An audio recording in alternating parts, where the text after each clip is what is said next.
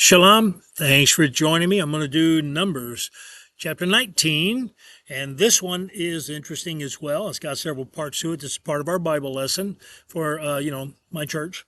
All right, so Adonai says to Moshe and Aaron, this is the regulation from the Torah, which Adonai has commanded. Tell the people of Israel to bring you a young red female cow without fault or defect, and which has never borne a yoke.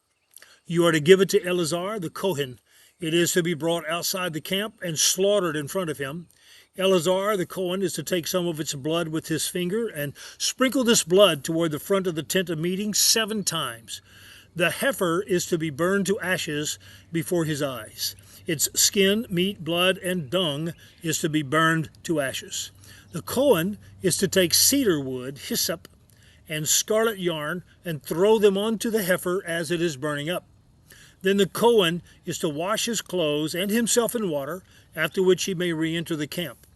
But the Kohen will remain unclean until evening. The person who burned up the heifer is to wash his clothes and himself in water, but he will remain unclean until evening. A man who is clean is to collect the ashes of the heifer and store them outside the camp in a clean place. They are to be kept for the community of the people of Israel, to prepare water for purification from sin.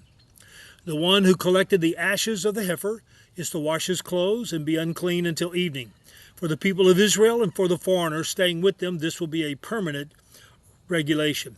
Now, this is the part about the scripture, you may have heard of this, called the red heifer. And the ashes of the red heifer is to be used for creating water that is to be used for purification.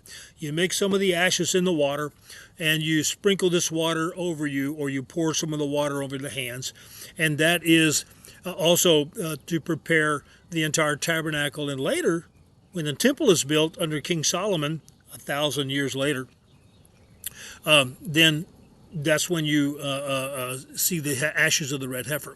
There's a lot of people talk about a third temple being built in Israel, and one of the things that they talk about is that before that temple can be dedicated and used, there has to be a red heifer, perfect red heifer, that is burned to ashes, and the ashes are used for creating purification water to purify the temple so that it can be used. And there's been some stories here and there about red heifers being delivered to Israel from America, and so forth. Don't put a lot of stock in that right now. Don't worry about that stuff. You and I don't have to worry about that. Okay, just take my word on that one. However, here is talking about this red heifer, and so they had to use that. And so that's that. And then, by the way, the clean and unclean. This is a concept that really becomes very important to the whole nation of Israel. Certain food is clean and certain food is unclean. And so when you eat according to the Jewish diet, that's called being kosher. So you're eating clean food, food that is declared to be clean. You're living a lifestyle that is kosher, that is a clean lifestyle. Here, you're looking at these ashes that can make a person kosher, make a person clean. And if you are, so they're talking about clean and unclean. Now, that's considered a moral or a spiritual clean versus unclean, moral, spiritual, unclean. That's not talking about hygiene, like washing ourselves with soap and water, the physical body being clean. It's talking about us spiritually being clean or spiritually being unclean. So when they talk about clean and unclean food, clean and unclean lifestyle, and clean and unclean for this red heifer ashes, they're talking about a moral or a spiritual clean versus a moral or a spiritual unclean. So that's a big thing that begins to get embedded in Israel's history, and it becomes a major issue in the life of Jesus, centuries later, when he is challenged many times for doing things that would appear to be unclean. And so, when we get to the New Testament, you can read about that. So it starts in verse 11. It says, anyone that touches a corpse, no matter whose dead body it is, will be unclean for 7 days. And he has to purify himself with these ashes from that red heifer on the 3rd and 7th days. Then he'll be clean. The 3rd and the 7th day, you have to have some of this water mixed with these ashes. You pour it over your hands, and that's how you become clean. So if you touch a corpse, a dead body, you're considered unclean. Now that's a spiritual unclean. Okay, remember that. Okay, and it says anyone who touches a corpse, no matter whose dead body it is, and does not purify himself, has defiled the tabernacle of Adonai. And that person will be cut off from Israel because the water for purification was not sprinkled on them.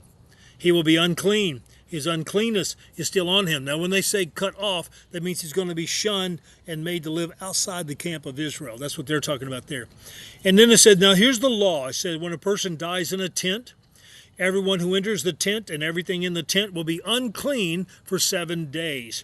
Every open container without a cover closely attached is unclean. Also, whoever is in an open field and touches a corpse, whether of someone killed by a weapon or of someone who died naturally, or the bone of a person or a grave, will be unclean for 7 days. For the unclean person is to take some of the ashes of the animal burned up as a purification from the sin. Remember, that's the red heifer's ashes. And add them to fresh water in a container. A clean person is to take a bunch of hyssop leaves and dip it in the water and sprinkle it on the tent, on all the containers, on the people who were there, and on the person who touched the bone, or the person killed, or the one who died naturally, or the grave. The clean person will sprinkle the unclean person on the 3rd and 7th days. On the 7th day he will purify him. Then he will wash his clothes and himself in water, and he will be clean at evening. The person who remains unclean and does not purify himself will be cut off from the community because he's defiled the sanctuary of Adonai. The water for purification has not been sprinkled on him. He's unclean. This is to be a permanent regulation for them. The person who sprinkles the water for purification is to wash his clothes. Whoever touches the water for purification will be unclean until evening, and anything the unclean person touches will be unclean. Anyone who touches him will be unclean until evening. So I think this is interesting when they talk about clean versus unclean. Now this is a spiritual clean, a moral clean, and a spiritual or moral unclean. But notice this is all related to touching a dead body. And then notice the process of taking the ashes of that red heifer and mixing it with water and then sprinkling that on all the objects and on the people, and that makes them clean. But you still have to sit around and wait until the evening. And if you choose not to do that, you experience what is being cut off, what's called being cut off. That's basically you're being shunned. You're being pushed to the outside of the camp. You can't live with everybody else until you get your attitude right and humble yourself and allow yourself to be cleaned. Then you can come back. There's a lesson to be learned there probably. What do you think? Thanks for joining me. Go to chapter 20 next.